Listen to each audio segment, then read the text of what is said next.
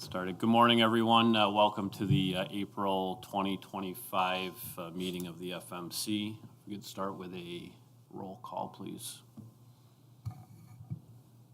Commissioner Jordan? Present. Commissioner Duligash? Present. Commissioner Shalava? Present.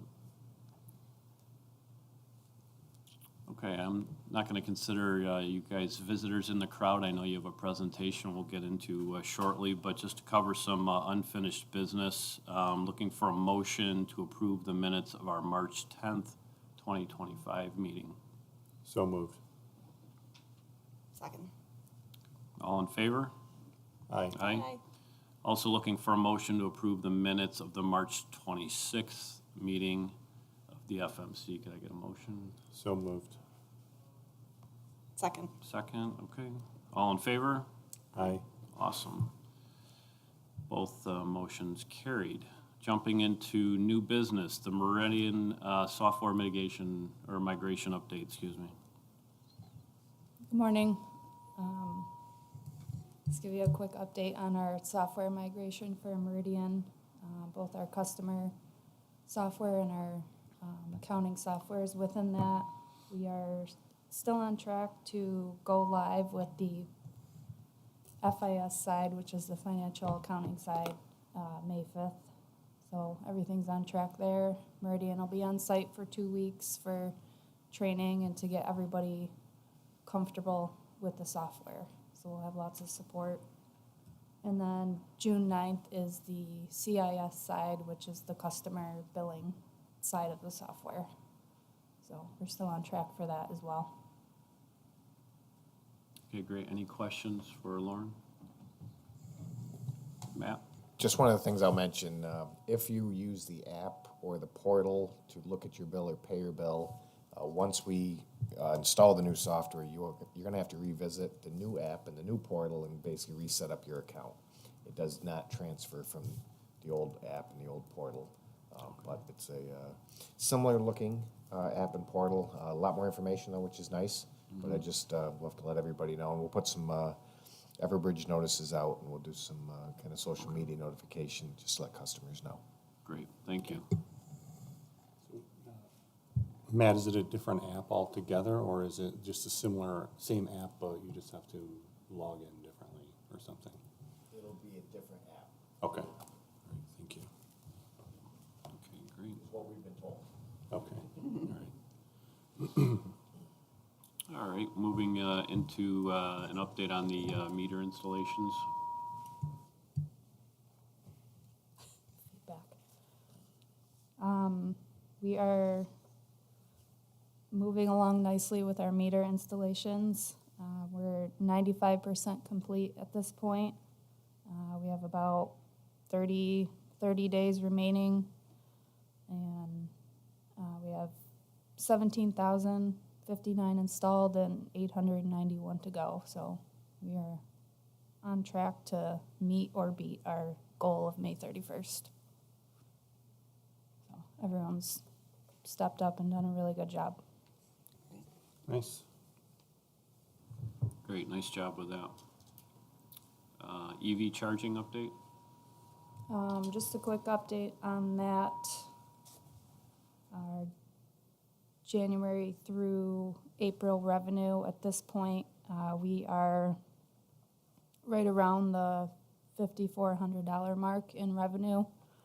And just to refresh everyone's memory, we pay $6,180 for the software per year, and then we estimated about $6,000 a year for maintenance and replacement costs of the aging chargers. So, at this point we're on track to be cost neutral as we wanted to. So we'll keep tracking it every month, every quarter, and at this point I would say we're on track. So,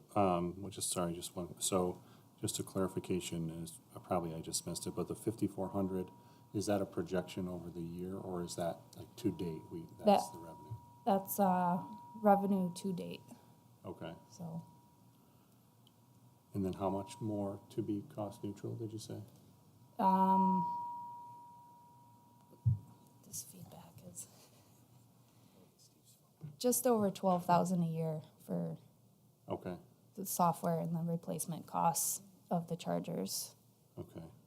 And we had talked about potentially like reevaluating, where we're at now, are we on track to do that reevaluation and do we expect any changes to that, to the pricing model? Yeah, I think we'll look at it. I know originally we said we were gonna look at it after a year, so we would have enough data to make that determination, but Okay.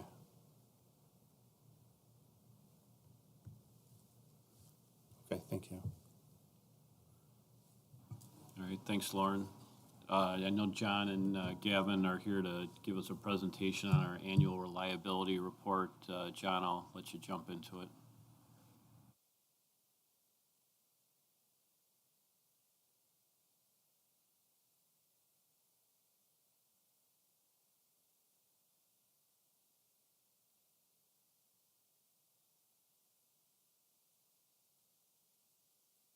How about now?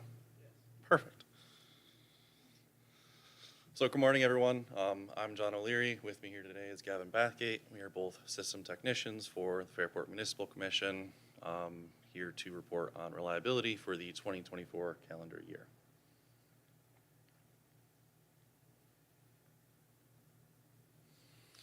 So starting out, I wanted to give us a sense of scale of what it is we do here at Fairport. We partner with the American Public Power Association to keep track of our reliability data through the e-reliability platform. It offers us the ability to track all of our data in terms of customer count, duration, outage, cause code, and it gives us the ability to compare to other utilities as well. Part of the report this year, they give us an annual report that gives us comprehensive data of everything in our system, and it gives us the ability to report out in more disciplined degree of exactly where our outages were, what the causes were, physically where they were, those sorts of things.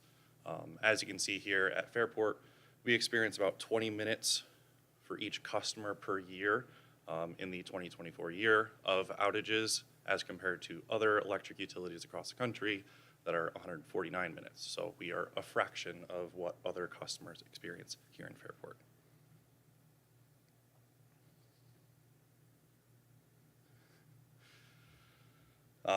Here is all of the data that the APPA reports back to us. This is a pretty comprehensive look as to everything that is going on. We trend this over a multi-year period to give us a sense of what is happening in our system, if we're trending in the right direction, the wrong direction, all sorts of things. This is a big picture look of everything that is going on. I want to dive into a couple of these numbers more specifically. This is a little bit overwhelming at first, I recognize, but I want to dive into a couple of things more specifically. Starting out with SAIDI.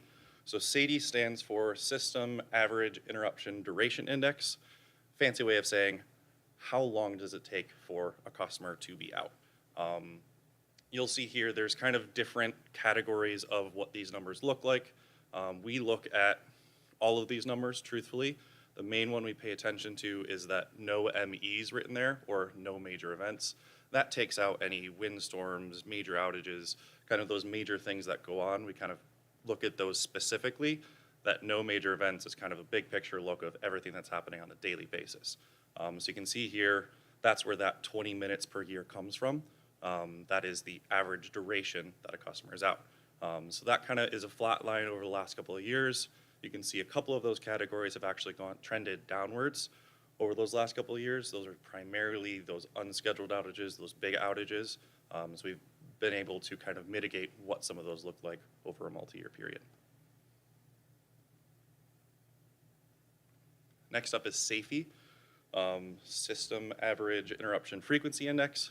Yes, I did study these terms beforehand. In short, how often the power is out. We look at this specifically from the no major event category. Again, like I said, we study those major events as an independent study. This no major events gives us a sense of how often people are out. And this is a big picture look of the overall system. Again, we're kind of in a flatline period. If we're truly concerned about some of these things, we tend to look specifically of certain areas. Do we have more frequency of outages in certain areas? Is it specific circuits, specific neighborhoods? I haven't seen any of those trends yet. Fortunately enough, we're pretty flatline across the board. And again, like I said, we're pretty consistent through the years. We had a good year this year, a little bit down from 2021 and 2023, but remaining fairly consistent.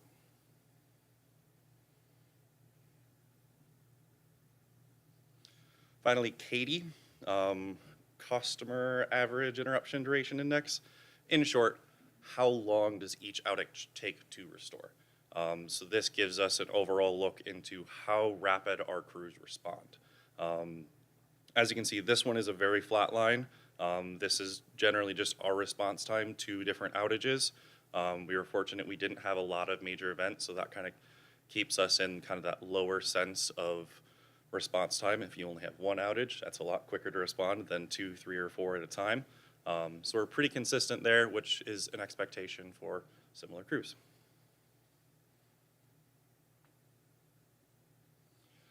So this is one of the more important things, outage duration by category. So this is where we really look into, what is happening in our system overall. And it is important to note this does include all major events. So this is everything that has happened in our system from A to Z. It gives us a sense of what are our major contributors towards outages over the course of the year. And you'll notice one of the big categories we have here is overhead. That is kind of a catch-all in terms of all overhead systems, what's happening with them, if anything, isn't categorized by a specific outage, it tends to fall into overhead, or if there's any sort of equipment repairs we need to make, it goes into that overhead category. Obviously, wind is a major contributor, especially when we're talking about duration. Like I said, if we have multiple outages at once, they kind of domino effect into kind of that bigger category. We did have a decent number of tree outages this year from tree online or tree knocking down line. So that was a major contributor. One thing I did want to note in this is that other category, that's really just a catch-all of kind of our small outages here and there. This year, interestingly enough, that included squirrel and bird outages, which is kind of abnormal for us that squirrel outages tend to be a pretty major contributor. In this case, it actually fell into other. So wildlife was in our favor this year. And that's all I've got. Any questions? No, I think it just speaks to, the collective team here, everybody from, those that work in the stock room to the line crews to the training to really every piece of the organization, and that's what makes FMC awesome, right? And, the investments that we make in the system, it all comes together when you look at a report like this. This is where the rubber meets the road, right? So kudos, Matt, to you, and John and Gavin to the team. Awesome. Thank you. It certainly is a team effort. And you're correct. This is everything we do, and the material we procure, from the way we interact with our customers, how we construct our utilities. This is across the board. And we've been looking at the reliability matrices for probably almost 20 years, like this. And this helps us, as we move forward. What do we need to change? Which customers see a higher, this is tracked by the system, but we almost track it internally, by regions within Fairport. So how can we help our customers reduce the number of outages? So, but yeah, no, it's a big project. Thanks to John and Gavin for putting it together. Nice job, guys. I did have one question, excuse me, regarding the overhead, overhead tree online issues. Do we use this data to kind of adjust our proactive trimming and things of that nature to? We do. If you can recall, this is kind of one of those interesting trends that, we spend, a set amount in a budget. And if you remember, 2 years ago, we reduced our budget a little bit. We had some budget constraints, reduced it by, we typically spend about between $400,000 and $500,000 a year. Reduced it by about $50,000. And some of that is this, what you're seeing, the rise. Sure. The other is just number of ash trees. As that ash trees continue to fall, hopefully we are towards the end of that cycle right now, and most of them are on the ground by now. We still get caught by one or two. But almost all of those outages that you're seeing by the trees are ash trees, during windstorms. Gotcha. And a lot of them, they're falling from 60, 80, 100 feet back into someone's property, which we really can't go trim, but when the dead tree falls, it certainly hits our lines. So, Gotcha. once we get through this end of this cycle with the ash trees falling, that number should go back to normal. Okay, thank you. Yeah, thanks, guys. Nice job. Thank you. Okay, any other questions, comments? Okay, great. We're going to move into financials and budget. Just follow up to our meeting a few weeks ago.